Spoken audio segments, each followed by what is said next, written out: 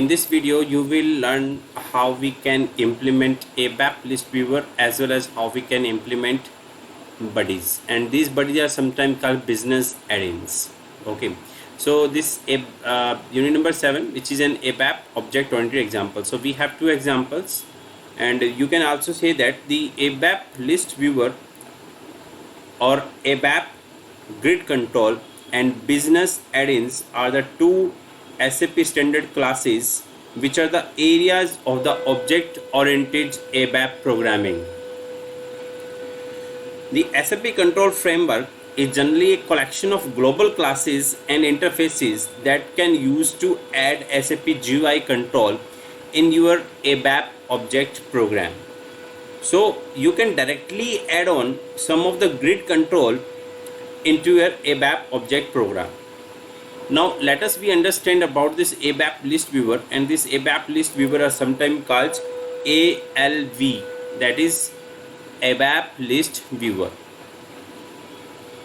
So this ALV is sometimes called ALV grid control. As you can see in this figure, the ALV grid control is a tool by which you can display the non-hierarchical data into a standardized form, and it display the data in the form of tables, and it is very easy to work with this tool.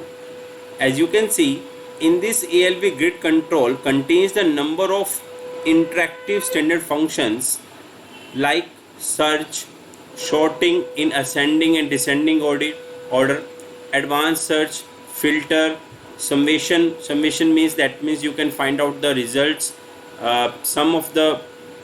all of the data into a single cell.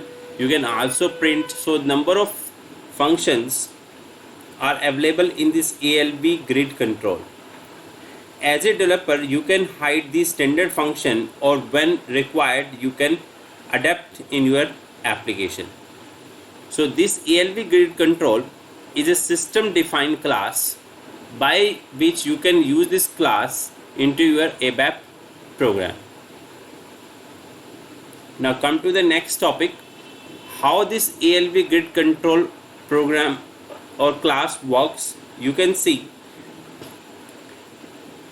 this is an application server. So this is a presentation server and this is an application server. So there are two classes that are needed to use the ALV grid. The first one is your GUI custom container, and second is GUI ALV grid. So we have two classes. The first one is container, the second is ALV grid class. So this container class contains the another class reference variable of grid control, and it is responsible, this ALV grid control is responsible for displaying onto the presentation server. And you can see in this presentation server, this SAP grid control which is referring to the GUI custom container, and this custom container control is displaying onto the screen area. So we have number of application control like ALV grid control, we have the tree control, picture control, and so on. These can always be embedded in the container control. So we have number of type of control. The first one is ALV grid control, tree control, if you want to display your data in the tree form. If you want to display pictures, you can also display the pictures using the picture control, and so on. So these picture control, grid control, and tree control, these controls can be embedded into the container control, which is turned in connected to the screen area. So by which the container control display the data onto the screen area. Now come to the next topic, displaying application data using an ALV grid instance. So this is an example by which you can display the data into the table form. As you can see, first of all we need two classes, and we have generally the two classes. The first one is container class and second is ALV grid class. You can also take another control like GUI underscore ALV underscore tree, or you can also take GUI underscore ALV underscore your picture. So in my case I am going to use this ALV grid class, so we need to create the reference variable of both of the classes. So first class reference variable is go underscore container. Go underscore container type refer to class GUI underscore custom underscore container, which is a system defined class which is already built in SAP system. Similarly, we are going to create the another reference variable go underscore grid type refer to CL underscore GUI underscore ALV underscore grid. Now we need to create the object of this container class, which is responsible for displaying the data onto the screen, which is associated directly with the screen. Create object go underscore container, exporting container underscore name equal to container underscore 1. So we want to export this container 1 onto the screen, so we are taking exporting here. Similarly, create object go underscore grid, exporting I underscore parent equal to go underscore container. Now if you want to display the table for the first display, just use this go underscore grid object and then access operator and then set table for the first display. And suppose you have already created the structure SAP lane, or you can also take here another user defined structure, either you can also take the table name. So in my case I am using I underscore structure underscore name equal to SAP lane, and we want to display into the table form, so we are taking IT under internet table out table equal to GT underscore SAP lane. When you execute this program, it will display the SAP lane structure data directly in the form of ALV grid control, which have already the sum of the important functions that you can use directly. When you change the content of the internal table, suppose if you want to change the content of internal table while the program is running, you only need to call the method.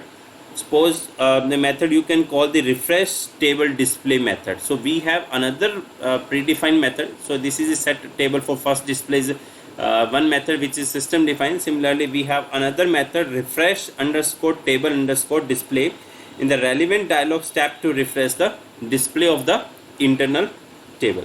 Suppose while running your program and you want to change the content, the data of internal table, and want to display the fresh data, so we need to use the go underscore grid, then access operator, then method predefined method refresh underscore table underscore display, and brashes start and then give the table name. So by this way you can display the application data using the ALV grid instance. Come to the next topic, ALV grid control double click. Suppose if you want to call the events by using double clicking on a particular row or particular data, you can also do that, you can also implement. So an ALV grid control can react to the user double click. As a possible reaction, you can trigger a follow on processing step in which addition information you can display. Suppose if you want to show the further information of this particular row, you can also display. That means you are working with the events. So this is an event which is generated using the ALV instance, and the event is always generated through the object.